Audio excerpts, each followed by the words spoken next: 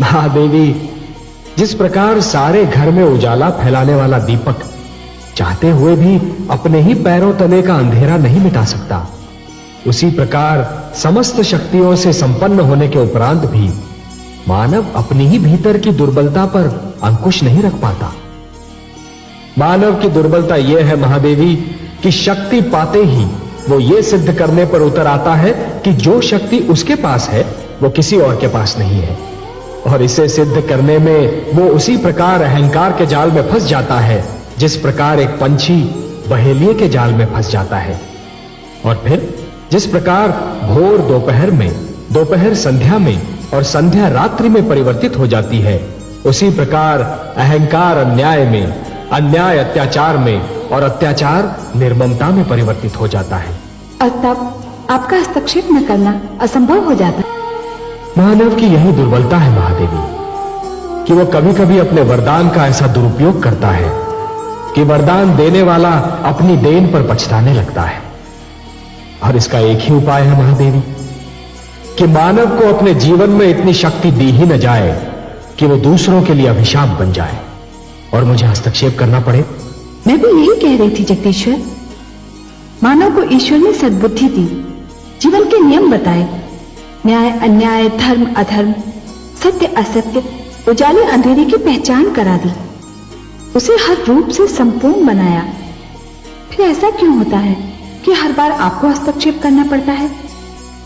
हे देवर्षि, जिस प्रकार शरीर का कोई भाग यदि सड़ जाए तो समस्त शरीर को बचाने के लिए उस भाग को काटना ही पड़ता है, उसी प्रकार यदि घर के दीपक से ही घर को आग लग जाने का संकट हो तो उस दीपक को अपने ही हाथों बुझाना भी पड़ता है।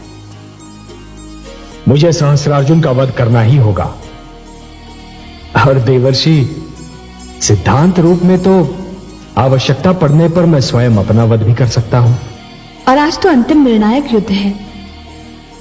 हाँ महादेवी, जब क्षत्रियों ने अपना कर्म छोड़ दिया तो भार्गवों को भी अपना धर्म छोड़ने पर विवश होना ही पड़ेगा।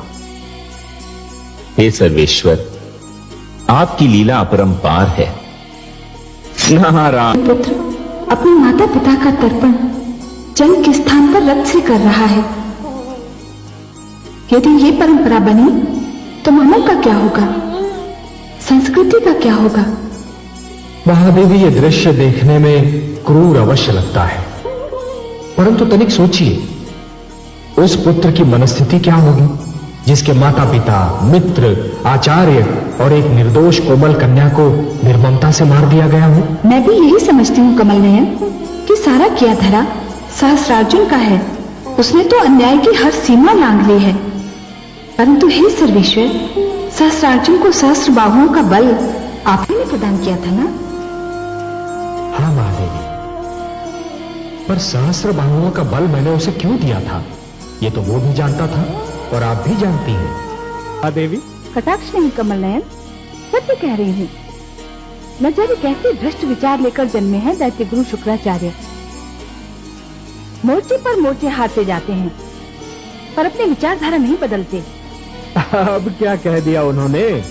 उचित परामर्श न देने और अपने शिष्य को उचित पाठ न पढ़ाने की जैसे सौगंध ही खा रखी है उन्होंने।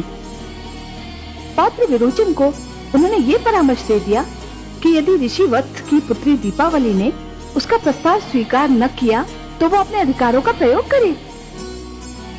महादेवी, कभी कभी तो मुझे लगता है कि स्वयं दैत्य गुरु शुक्राचार्य को यह ज्ञात नहीं होता कि वो क्या कह रहे हैं, क्योंकि उनके भीतर ज्ञान और क्रोध के बीच एक निरंतर युद्ध चलता रहता है।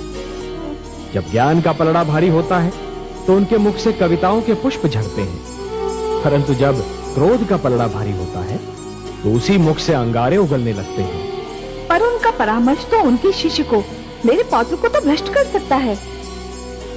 महादेवी, यदि ऐसा हुआ तो उसका सारा दोष विरोचन का ही होगा। गुरु ने तो परामर्श दे दिया, परंतु उसे मानना या ना मानना ये तो शिष्य का कार्य है। आपको तो ज्ञात है कि प्रहलाद के गुरुजन शंड और अमर्क ने भी उसे परामर्श दिया था कि वो हिरण्यकशिपु को ही ईश्वर माने। तब क्या हुआ? पर प्रहलाद की बात और थी। वो मेरा पुत्र है, आपका भक्त है। महादेवी, हर व्यक्ति को अपने जीवन की परीक्षा स्वयं ही देनी होती है।